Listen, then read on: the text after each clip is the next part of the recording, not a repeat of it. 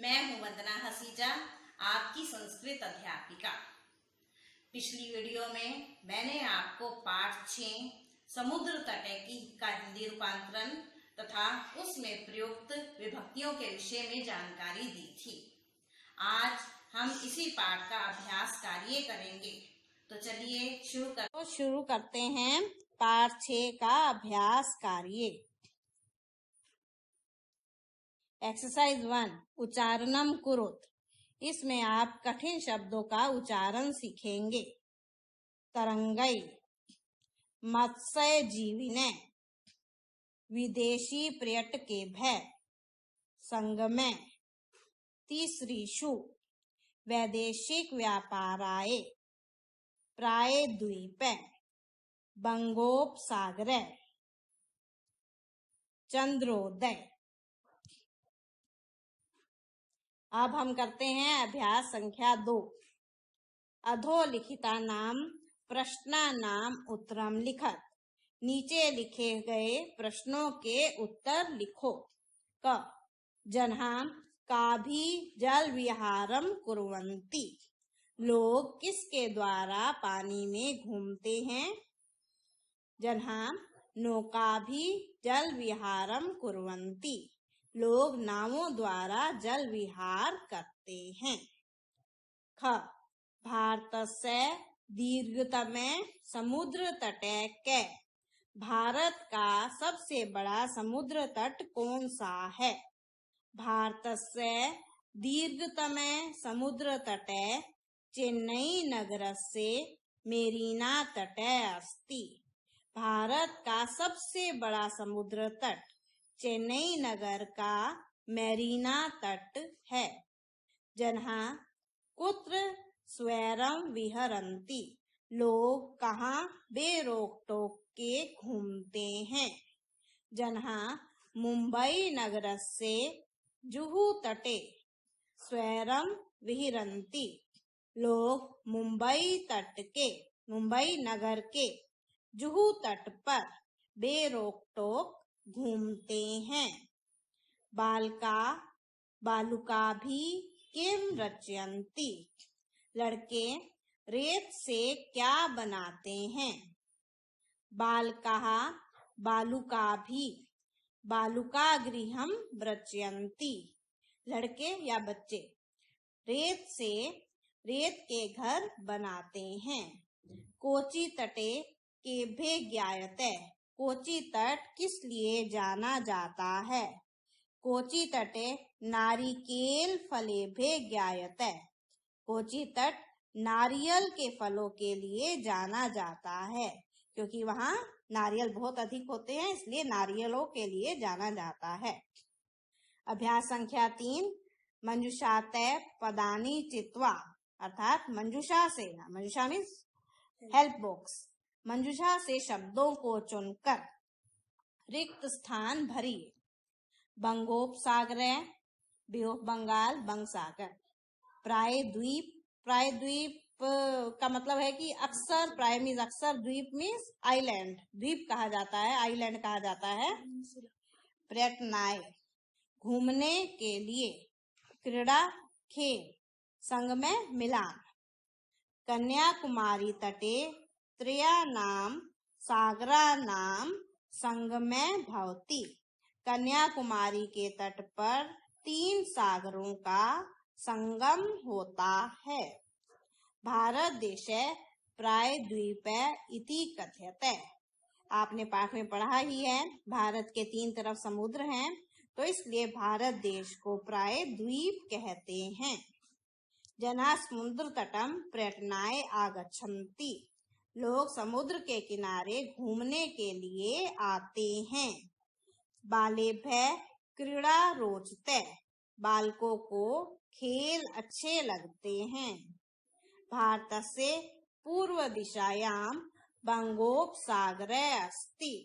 भारत की पूर्व दिशा में बंग सागर है। एक्सरसाइज नंबर 4 इसमें स्तंभ क के शब्दों को स्तंभ ख के शब्दों के द्वारा मिलान करना है। पहला है समुद्र तटे। समुद्र तटे किस लिए फेमस होता है? क्योंकि वहाँ जो टूरिस्ट हैं, पर्यटक हैं, वहां घूमना पसंद करते हैं, तो इसलिए समुद्र तट पर्यटनाय, समुद्र तट का मिलान करोगे पर्यटनाय से, समुद्र तट पर्यटनाय। क्रीडनकम मीन्स खिलौना, खिलौना किस लिए होता है? खेलने के लिए। क्रीडनकम खिलौना, उसको खेलने के लिए से मिलान करना है। दुग्धम पोषणाय, दूध हमें अच्छा स्वास्थ्य देता है, इसलिए हम दूध का मिलान करेंगे पोषणाय से। दीपक प्रकाश के लिए होता है, तो दीपके प्रकाशाय। विद्या ज्ञान के लिए, विद्या ज्ञानाय। ठीक है, ये मिलान कर लीजिए। ये सारा कार्य आपने अपनी पुस्तक में करना है, और अगर आपके पास पुस्तक नहीं है तो रफ कॉपीज पर कीजिए, और जब पुस्तक ले लोगे तो उसमें ही आपने करना है ये सारा कार्य। जो प्रश्नोत्तर का कार्य है वो आप अपनी फेयर कॉपी पर कर सकते हैं, अगर पुस्तक में आप नीट एंड क्लीन नहीं लिख पाते तो। अभ्यास संख्या 5, तृतीया विभक्ति प्रयोगेन, तृतीया विभक्ति का प्रयोग करके रिक्त स्थानानि पूर्यक, रिक्त स्थानों को पूरा करें। जैसे कि यथा मीन्स जैसे, व्योमे मित्रेण सह गच्छति, हमारा ब्रैकेट में मित्र शब्द दे रखा है, उसकी तृतीया विभक्ति का प्रयोग किया। और एक आपको उपपद नियम आपको पहले भी समझाया जा चुका है बहुत बार कि सह के साथ, ये उपपद रूल है। उपपद मीन्स जो नियमों से थोड़ा अलग चलते हैं उनको उपपद कहा जाता है। तो सह के साथ हमेशा ही तृतीया विभक्ति का प्रयोग किया जाता है। और इसका अर्थ सह का, वैसे तृतीया विभक्ति का प्रयोग किस लिए होता है? से या के द्वारा के लिए शब्द का प्रयोग करने में कारक चिन्ह से या के द्वारा लगता है उसका, लेकिन जहां सह लग जाता है वहां उसका अर्थ के साथ लगता है।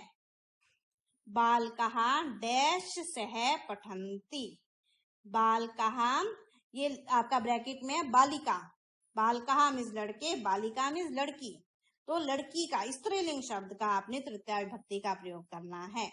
बालिका, बालिका भी सह पठन्ति, लड़के लड़कियों के साथ पढ़ते हैं। तड़ागे कमलई, कमलई मीन्स कमलों द्वारा, कमल के फूलों के द्वारा, तालाब कमल के फूलों के द्वारा सुशोभित है। विभाति में सुंदर लगता है, सुशोभित होता है। अहम अपि, मैं भी, कंदुकेन खेलामी, मैं भी गेंद से खेलता हूँ। अश्वहा, अश्वही से, घोड़े घोड़ों के साथ धावन्ति दौड़ते हैं। मृगहा, मृगई से चरन्ति, हिरन हिरनों के साथ चरते हैं।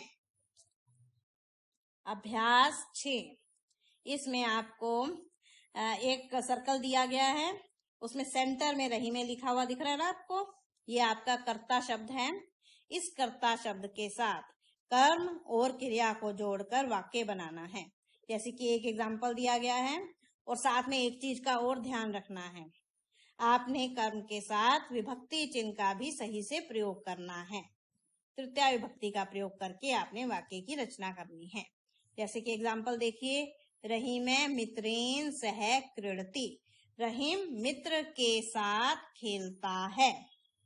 ये आपका बना है, जैसे रहीम मित्रेण, मित्र दिया गया ना, आपने तृतीया विभक्ति का प्रयोग किया है, मित्रेण सह क्रीडति। अब दूसरे सेंटेंस में, रहीम द्विचक्रिका, द्विचक्रिका साइकिल को कहते हैं, लता की तरह चलती है ये विभक्ति, स्त्रीलिंग शब्द है, तो इसमें तृतीया विभक्ति हमने क्या लिया, लत्या की तरह। द्विचक्रिका, रहीम साइकिल के द्वारा, आपनम मीन्स दुकान, गच्छति दुकान को जा रहा है। रहीम साइकिल के द्वारा दुकान को जा रहा है।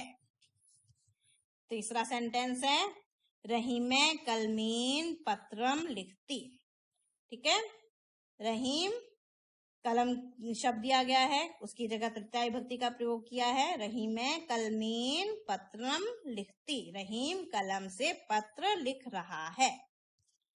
अगला है रहीम हस्तेन कंदुकम क्षिप्ति, रहीम हस्तेन मीन्स हाथ से, कंदुकम गेंद, क्षिप्ति फेंकता है। रहीम हाथ से गेंद फेंकता है। पांचवा सेंटेंस है रहीम नोक्या, नोक्या लत्या की तरह ही है, स्त्रीलिंग शब्द, जल विहारम करोति, रहीम नाव से पानी में घूमता है। इसको आप ऐसे भी कह सकते हैं, रहीम नाव से जल विहार करता है। ये हमारी लाइन है। ये अब आपको समझ आ गया होगा किस तरह से लिए गए सेंटेंस। अगला 6th है रहीम चशकेन जलम पिबती, तो ये हमारा सेंटेंस ये रहा, रहीम चशके गिलास, चशकेन गिलास से, रहीम गिलास से पानी पीता है।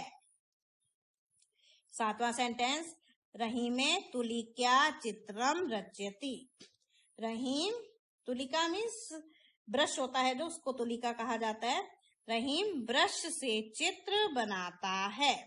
8वां सेंटेंस है रहीम वायुयानेन है आगच्छत, आगच्छत आपका लंग लकार का सेंटेंस वर्ड है, तो कोई बात नहीं, आप इसको समझ लो थोड़ा बहुत, क्योंकि अभी आपने लंग लकार किया नहीं है। लंग लकार मीन्स पास्ट टेंस का, तो आपकी बुक में आया हुआ है, तो एक बार समझ लो थोड़ा सा। रहीम वायुयान से कल आया था, रहीम वायुयानेन है आगच्छत, रहीम वायुयान से कल आया था। कोई बात नहीं, इसको ऐसे ही कर लेना, फिर बाद में दोबारा समझाएंगे। अभ्यास कार्य 7 कोष्ठकात् उचित पद प्रयोगेन रिक्त स्थानानि पूरयत, कोष्ठक में से, कोष्ठक ब्रैकेट दी गई है लास्ट में सेंटेंस के, उसमें 2-2 शब्द दिए गए हैं, उसमें से आपने सही शब्द, विभक्ति जो फिट बैठती है यहाँ पर, उचित विभक्ति का प्रयोग करते हुए शब्द डालना है, और उस प्रकार से आपने रिक्त स्थानों की पूर्ति करनी है। जैसे कि धनिक डैश धनम ददाति, धनिक निर्धनाय गरीब के लिए, धनवान गरीब के लिए धन देता है।